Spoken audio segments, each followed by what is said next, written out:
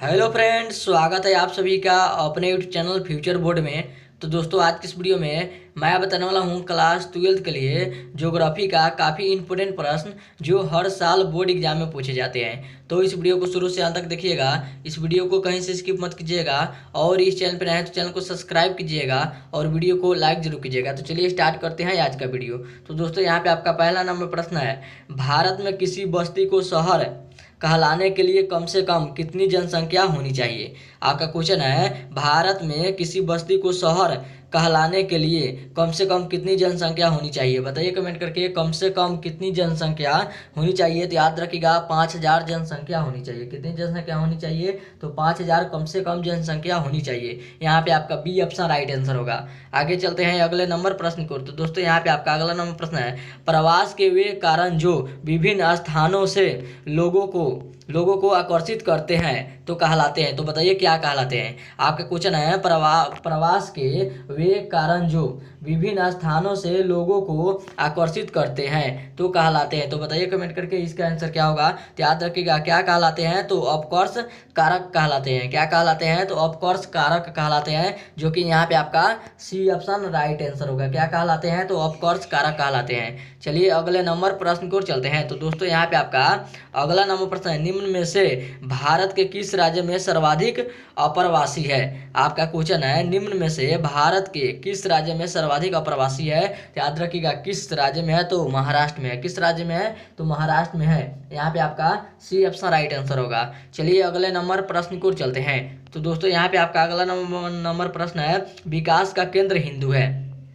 आपका क्वेश्चन है, विकास का केंद्र हिंदू है। तो याद रखिएगा इनमें से सभी है। क्या है? तो संस्थानों तक पहुंच है और अवस्था है, शिक्षा है। इसलिए यहाँ पे आपका डी ऑप्शन राइट आंसर होगा, इनमें से सभी। चलिए अगले नंबर प्रश्न को चलते हैं। तो दोस्तों, यहाँ पे आपका अगला नंबर प्रश्न है, भारत में सबसे कम साक्षर राज्य है। आपका क्वेश्चन है, भारत में सबसे कम साक्षर राज्य है कौन है। तो बताइए कमेंट करके कौन है। तो याद रखिएगा बिहार है। कौन है? तो बिहार है, जो कि यहाँ पे आपका ए ऑप्शन राइट आंसर होगा। चलिए अगले नंबर प्रश्न को चलते हैं। तो दोस्तों, यहाँ पे आपका अगला नंबर प्रश्न है, 2011 की जनगणना के अनुसार भारत की साक्षरता का प्रतिशत है। आपका क्वेश्चन है, 2011 की जनगणना के अनुसार भारत की साक्षरता का प्रतिशत है। तो बताइए कमेंट करके इसका आंसर क्या होगा। तो याद रखिएगा कितना प्रतिशत है, तो 74.04 है। क्या है? तो 74.04% है, जो कि यहाँ पे आपका बी ऑप्शन राइट आंसर होगा। चलिए अगले नंबर प्रश्न की ओर चलते हैं। तो दोस्तों, यहाँ पे आपका अगला नंबर प्रश्न है, निम्नलिखित में से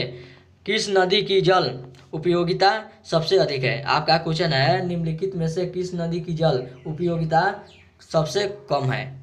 सबसे अधिक है, कम नहीं है, सबसे अधिक है। तो याद रखिएगा गंगा का है। किसका है? तो गंगा का है, जो कि यहाँ पे आपका सी ऑप्शन राइट आंसर होगा। चलिए अगले नंबर प्रश्न की ओर चलते हैं। तो दोस्तों, यहाँ पे आपका अगला नंबर प्रश्न है, वर्ष 2011 में भारत के किस राज्य में स्त्री साक्षरता उच्चतम रही। आपका क्वेश्चन है, वर्ष 2011 में भारत के किस राज्य में स्त्री साक्षरता उच्चतम रही। बताइए कमेंट करके इसका आंसर क्या होगा। तो याद रखिएगा केरल की रही। किस राज्य की रही? तो केरल की रही, जो कि यहाँ पे आपका बी ऑप्शन राइट आंसर होगा। चलिए अगले नंबर प्रश्न को चलते हैं। तो दोस्तों, यहाँ पे आपका अगला नंबर प्रश्न है, भारत में निम्नलिखित राज्यों की कुल जनसंख्या में गरीबी रेखा से नीचे निवासित जनसंख्या का प्रतिशत सबसे कम किस में है। बताइए कमेंट करके इसका आंसर क्या होगा। तो याद रखिएगा गोवा में है। किस राज्य में है? तो गोवा में सबसे कम प्रतिशत है। चलिए अगले नंबर प्रश्न को चलते हैं। तो दोस्तों, यहाँ पे आपका अगला नंबर प्रश्न है, वर्ष 2011 में भारत के किस राज्य की कुल जनसंख्या में गरीबी रेखा से नीचे रहने वाली जनसंख्या का सर्वाधिक प्रतिशत रहा। बताइए कमेंट करके इसका आंसर क्या होगा। तो याद रखिएगा किसका रहा, तो उड़ीसा का रहा। किसका रहा? तो उड़ीसा का रहा, जो कि यहाँ पे आपका ए ऑप्शन राइट आंसर होगा। याद रखिएगा, ये भी क्वेश्चन बहुत ज़्यादा इंपॉर्टेंट है, हर साल बोर्ड एग्जाम में पूछे जाते हैं, तो इसको आप याद रखिए। आगे चलते हैं अगले नंबर प्रश्न को। तो दोस्तों, यहाँ पे आपका अगला नंबर प्रश्न है, आपका क्वेश्चन है यूएनपीडी। आपका क्वेश्चन है यूएनडीपी मानव विकास रिपोर्ट 2022 के अनुसार भारत में मानव विकास सूचकांक मूल्य कर रहा। आपका सूचकांक मूल्य क्या रहा है। तो बताइए कमेंट करके सूचकांक मूल्य क्या रहा। तो याद रखिएगा क्या रहा। तो यहाँ पे आपका क्या रहा, तो 0.645 रहा। यही होगा 0.645। इसका आंसर आप सब कमेंट कीजिएगा, मुझे तो यही लग रहा है। चलिए अगले नंबर प्रश्न को चलते हैं। तो दोस्तों यहाँ पे आपका अगला नंबर प्रश्न है, विकास के, आपका क्वेश्चन है, विकास के अवसरों की दृष्टि से भारत में कौन सा वर्ग सर्वाधिक पिछड़ा है। आपका क्वेश्चन है, विकास के अवसरों की दृष्टि से भारत में कौन सा वर्ग सर्वाधिक पिछड़ा है, बताइए कमेंट करके। तो याद रखिएगा कौन है, तो उपरोक्त सभी है। क्या है, तो उपरोक्त सभी है, जो कि यहाँ पे आपका डी ऑप्शन राइट आंसर होगा। चलिए अगले नंबर प्रश्न को चलते हैं। तो दोस्तों यहाँ पे आपका अगला नंबर प्रश्न है, भारत के किस राज्य की साक्षरता दर सबसे अधिक है। आपका क्वेश्चन है, भारत के किस राज्य की साक्षरता दर सबसे अधिक है, बताइए कमेंट करके। इसका आंसर क्या होगा, तो याद रखिएगा केरल का है। किसका अधिक है, तो केरल का है साक्षरता दर। चलिए अगले नंबर प्रश्न को चलते हैं। तो दोस्तों यहाँ पे आपका अगला नंबर प्रश्न है, 2011 की जनगणना के अनुसार भारत की साक्षरता का प्रतिशत है।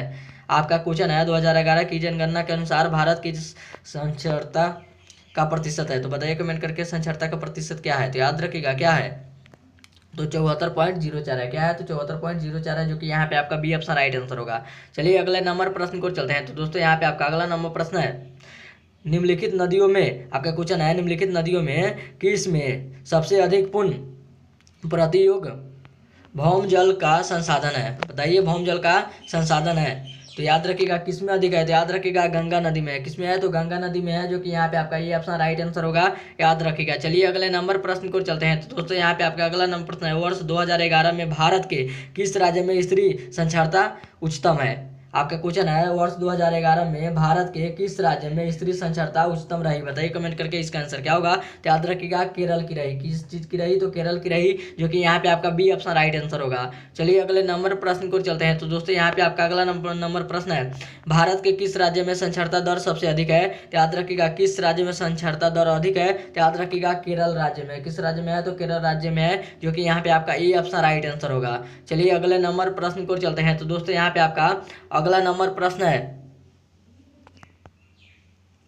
तो दोस्तों यहाँ पे आपका अगला नंबर प्रश्न है, भारत में निम्नलिखित राज्यों की कुल जनसंख्या में गरीबी रेखा से नीचे निवासित जनसंख्या का प्रतिशत सबसे कम है। तो बताइए किस में कम है, तो याद रखिएगा इसका आंसर क्या होगा, तो याद रखिएगा किस में कम है, तो गोवा में कम है, जो कि यहाँ पे आपका बी ऑप्शन राइट आंसर होगा। चलिए अगले नंबर प्रश्न को चलते हैं। तो दोस्तों यहाँ पे आपका अगला नंबर प्रश्न है, वर्ष 2011 में भारत के किस राज्य की कुल जनसंख्या में गरीबी रेखा से नीचे रहने वाली जनसंख्या का सर्वाधिक प्रतिशत रहा। तो याद रखिएगा किसका रहा, तो याद रखिएगा ओडिशा का रहा। किसका रहा, तो ओडिशा का रहा, जो कि यहाँ पे आपका ये ऑप्शन राइट आंसर होगा। चलिए अगले नंबर प्रश्न को चलते हैं। तो दोस्तों यहाँ पे आपका अगला नंबर प्रश्न है, यही इसका आंसर है 0.645। ये तो क्वेश्चन इससे पहले बताए थे, तो यही था आपका आंसर।